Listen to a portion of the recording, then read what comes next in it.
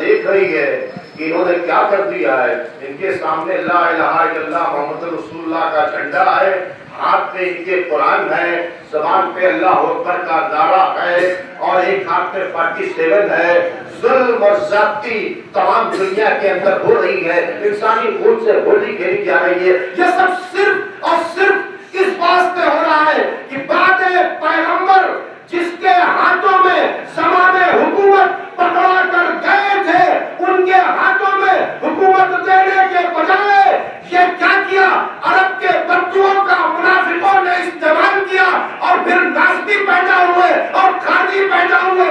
ناسبیوں نے جس کے ہاتھ میں زمام حکومت کیا تھا اس کے اوپر مسجدوں سے تبرہ کر رہے تھے، اور خارجی جو تھے وہ جان لینے پر تھے، یہاں تک کہ مسجد کے اندر مولا کائنات کو حالت سجدے میں قتل کر دیا گیا.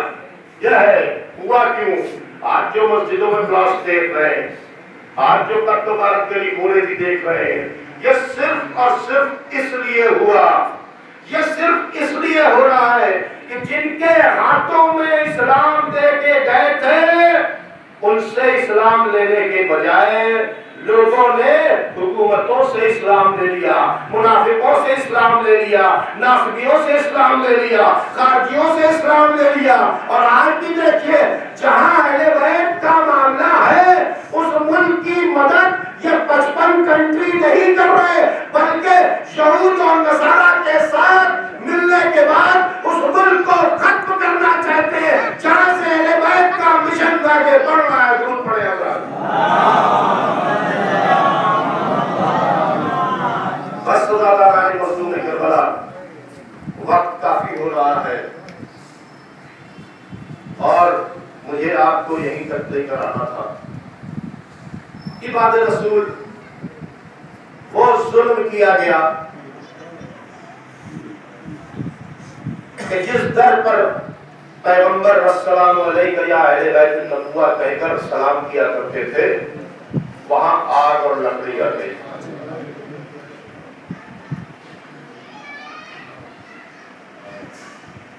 یہ سب کیوں ہوا؟ آج بڑی خوبصورتی سے کھلے عام دھوکہ کیا جا رہا ہے کہ مسجد کربلا نماز ہے، مسجد کربلا روزہ ہے، مسجد کربلا حج ہے، مسجد کربلا واجبات ہے. جناب جتنا آپ قرآن میں غور کرتے ہیں اتنا بڑا کربلا بھی تو غور کر کے دیکھیے. آخر کربلا ہو کیوں گئی؟ کیا امام حسین علیہ السلام نے صرف نماز بچا دی؟ نماز کے لیے قربانی دی، نماز کے لیے قربانی دی. کون سی ایسی چیز ہے جو امام حسین علیہ السلام نے نہیں بچائی؟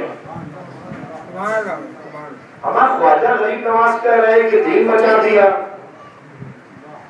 اور تم منبروں سے بتا رہے ہو کہ نماز بچائی ہے، نماز کے لیے جان دیا ہے.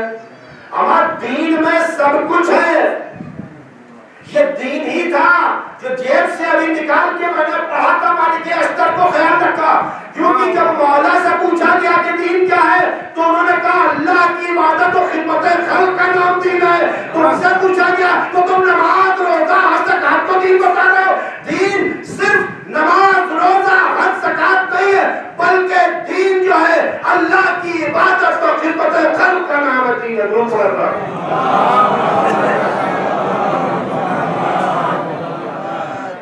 ایک اور دن ہوتا ہے.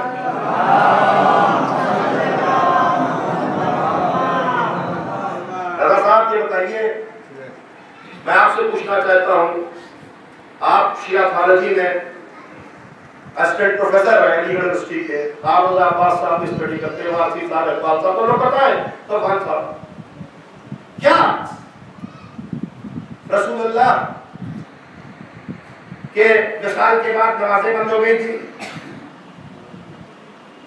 روزے بند ہو گئے تھے، حج بند ہو گیا تھا، زکات بند ہو گئی تھی، سب کچھ ہو رہا تھا. مسجد رسول اللہ کی، منبر رسول اللہ کا، دفتر رسول کو وہاں سے غلط ثابت کیا جا رہا تھا. پیغمبر کی بیٹی قرآن کی آیتیں بتا رہی ہے ان کو گڑھی ہوئی حدیثیں سنائی جا رہی تھی. اگر اس حدیث کو مان لیتے کہ حق علی کے ساتھ ہے, علی حق کے ساتھ ہے, تو کہاں کھڑا ہونا چاہیے؟ قرآن علی کے ساتھ ہے. لیکن کیا ہوا تھا؟ قول رسول ایک کام رک گیا تھا, غلط کو غلط کہنا روک دیا گیا تھا. آج بھی معاشرے میں یہی ہے کہ جانتے ہیں کہ یہ غلط کر رہا ہے, یہ غلط پڑھ رہا ہے, یہ غلط بیان کر رہا ہے, لیکن خاموش ہے. جناب آپ ذکر بھی کر رہے ہیں 1400 سال پہلے, بھائی یہ ہرملا, یہ یزید, یہ پیدا کیوں ہو گئے؟ جب آپ نے غلط کو غلط کہنا بند کر دیا تو منافقین نے کیا کیا؟ عرب کے بدوؤں کو استعمال کر لیا. منافقین بھی نماز پڑھتے تھے, عرب کے بدو بھی نماز پڑھتے تھے. عرب کے بدوؤں کے سمجھ میں نہیں آتا اسلام. منافق چاہتے تھے اسلام کی عرب میں قبضہ کرنے کے لیے, انہوں نے ان کے کھیل کیا. اور اس کے ساتھ کیا ہوا؟ پھر اس کے بعد بعد پیغمبر کیا کچھ نہیں ہوا. علی کے گلے میں رسی باندھی گئی. 25 سال تک علی خاموش رہے. امام حسن کے جنازے پر تیر چلایا گیا. کیوں؟ غلط کو غلط کہنے والے نہیں تھے. نماز ہو رہی تھی, روزہ ہو رہا تھا, حج ہو رہا تھا. فرزند رسول کو بلایا گیا. کیا کہا گیا؟ مدینے کے اندر یا بیعت کرو یا سر دو. کوفے والوں نے ساتھ نہیں دیا, کوفے والوں نے ساتھ نہیں دیا, مدینے والوں نے کب ساتھ دے دیا, مکے والوں نے کب ساتھ دیا؟ ہماری تاریخ میں دیکھو تو امام زین العابدین علیہ السلام کہہ رہے ہیں کہ 5 لوگ ایسے نہیں تھے مدینے کے اندر, میرے خاندان کے علاوہ 5 لوگ ایسے نہیں تھے جو ہماری مدد کرنے والے مدینے میں ہوتے. میرے بابا کی مدد نہیں کی گئی. اگر مدینے کے اندر مدینے والے گھیرا ڈال کے کھڑے ہو جاتے کہ اس کی مجال ہے, مدینے والوں سے اللہ کو حدیث نہیں جانتا تھا. ہمارے تو اس کے انصار بھی تھے, مہاجرین بھی تھے, کام نہیں تھا. باہر کے لوگوں نے تو کم حدیثیں سنی ہوگی, مدینے کے لوگوں نے سب سے زیادہ حدیثیں سن رکھی تھی.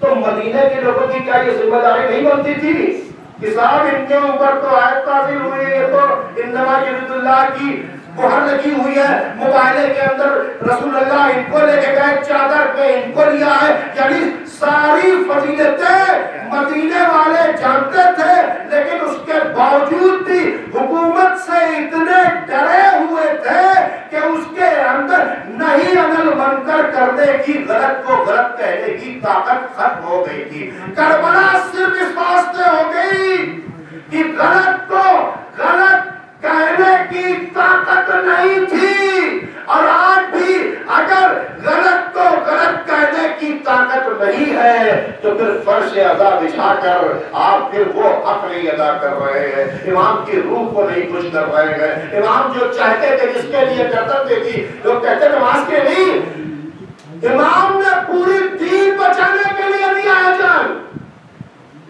صرف نماز کے لیے. اور سب کچھ ہو رہا تھا, نماز بند نہیں تھی, روزہ بند نہیں تھا, حج بند نہیں تھا. یہاں تک کہ جب 300 لوگ چھپائے ہوئے تھے خنجر, تو وہ سب کیا کرنے کے لیے آئے تھے؟ حج تو کرنے کے لیے آئے تھے. حج ہو رہا تھا, جانتے تھے فرزند رسول حج کو عمرے سے تبدیل کر کے جا رہا ہے, لیکن لوگوں نے کیا کیا؟ ان کا ساتھ دینے کے بجائے حکومت کے ساتھ پہ کھڑے رہے یا خاموش رہے. تو کربلا صرف اور صرف اس لیے ہو گئی. یہی وجہ ہے کہ بہت کم لوگوں کے اسلام سمجھ میں آیا تھا, اور اسلام اگر سمجھ میں آ گیا ہوتا تو جس کے اسلام سمجھ میں آ جائے گا تو وہ موت سے نہیں ڈرے گا, صرف وہ یہ دیکھے گا کہ ہماری موت حق پر آ رہی ہے یا باطل پر آ رہی ہے. جس دن انسان حق کو حق کہنے کے لیے کھڑا ہو جائے گا اور اس کے راستے میں آنے والی تمام دشواریوں کو قبول کر لے گا, تو اس دن ہی سب دنیا کے اندر امن و امان قائم ہو جائے گا. درود پڑھے حضرات. بس قیامت کو تمام کیا آپ کی